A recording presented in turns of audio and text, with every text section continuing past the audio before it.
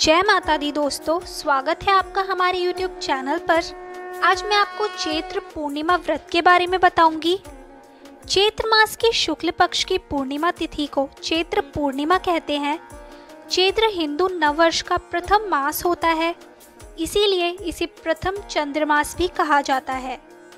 इस दिन श्री राम के परम भक्त हनुमान जी की जयंती मनाई जाती है। इसी दिन ब्रज नगरी में भगवान श्री कृष्ण ने गोपियों के संग रास उत्सव किया था। चैत्र पूर्णिमा को भाग्यशाली पूर्णिमा में माना गया है। इस दिन व्रत रखने से न सिर्फ मनोकामना पूर्ण होती है, बल्कि ईश्वर की भी अपार कृपा होती है। इस दिन विशेष रूप से चंद्रमा की पूजा की जाती है। इस दिन व्रत रखने से व्यक्ति को जीवन में तरक्की मिलती है और वह खूब आगे बढ़ता है। इस योग में किए गए सभी कार्य शुभ फल देते हैं। पुराणों के अनुसार चैत्र मास पर विधि विधान से पूजा करने पर श्री हरि की विशेष कृपा मिलती है। चंद्रदेव वृत्ति को उनकी इच्छा अनुसार फल देते हैं। इस दिन भगवान विष्णु जी की पूजा करने से जातकों को सुख, धन और वैभव की प्राप्ति होती है। हिंदू धर्म मान्यताओं के अनुसार पूर्णिमा तिथि चंद्रदेव की प्रिय तिथि मानी जाती है। इस महीने में जो जातक सूर्य देव की विधिवत पूजा अर्चना करते हैं, वह जन्म मरण के बंधन से मुक्त हो जाते हैं और उन्हें मोक्ष की प्राप्ति होती है। यही वजह है कि चैत्र पूर्णिमा के दिन कई लोग गंगा में स्नान करते हैं और सूर्य देव को अर्घ्य देते हैं। इस दिन सत्यनारायण का व्रत करने से व्रती को समस्त प्रकार के कष्टों से छुटकारा मिलता है। अब मैं आपको चैत्र पूर्णिमा व्रत जुड़ी कथा सुनाऊंगी। पौराणिक कथा के अनुसार एक नगर में सेठ सेठानी रहते थे। सेठानी रोजाना भगवान श्रीहरि की पूजा भक्ति भाव से किया करती थी, लेकिन सेठानी का पूजा करना उसके पति को बिल्कुल पसंद नहीं था। इस कारण एक दिन सेठ ने उसे घर से निकाल दिया। सेठानी घर से निकलकर जंगल की ओर चल दी। रास्ते में सेठानी ने देखा कि जंगल में 4 आदमी मिट्टी खोद रहे हैं। यह देखकर सेठानी ने उनसे बोला कि आप लोग मुझे किसी काम पर रख लो। सेठानी के कहने पर उन्होंने सेठानी को नौकरी पर रख लिया, लेकिन सेठानी बहुत कोमल थी, इस वजह से उसके हाथ पर छाले पड़ गए।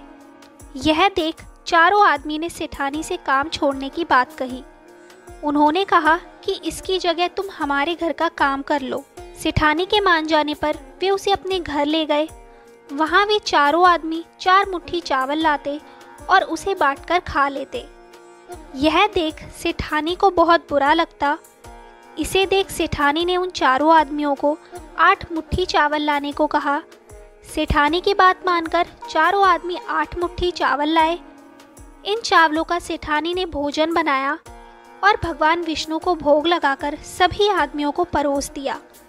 इस बार चारों आदमियों को भोजन बहुत स्वादिष्ट लगा और सेठानी से खाने की तारीफ करते हुए इसका राज पूछा, तो सेठानी ने कहा कि ये भोजन भगवान विष्णु का झूठा है, इसी वजह से ये आपको स्वादिष्ट लग रहा है। उधर सेठानी के जाने के बाद से सेठ भूखा रहने लगा।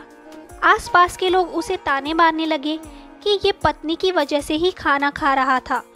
लोगों की बातें सुनकर सेठ सेठानी को जंगल में देखने निकल गया।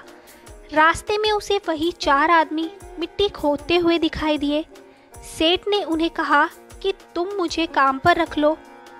तब चारों आदमी ने उसे भी काम पर रख लिया, लेकिन सेठानी की तरह मिट्टी खोदने से सेठ के हाथों में भी छाले पड़ गए। यह देखकर उन्होंने सेठ को भी घर का काम करने की सलाह दी। सेठ भी उनकी बात मानकर उनके घर चल दिया।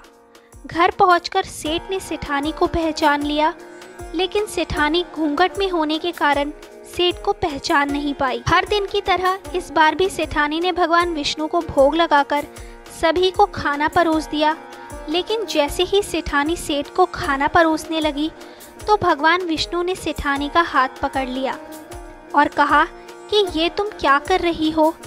सेठानी बोली, मैं कुछ नहीं कर रही, मैं तो भोजन परोस रही हूँ। चारों भाइयों ने सेठानी से कहा कि हमें भी भगवान विष्णु के दर्शन कराओ। सेठानी के अनुरोध करने पर भगवान विष्णु उन सबके सामने प्रकट हो गए। यह देख सेठ ने सेठानी से क्षमा मांगी और उसे हाथ पकड़कर घर चलने को कहा। तब चारों भाइयों ने बहन को बहुत सारा धन देकर विदा किया। तब से सेठ भी भगवान विष्णु का भक्त बन गया और पूरी श्रद्धा से उनकी पूजा करने लगा। इससे उसके घर में फिर से धन की बरसात होने लगी।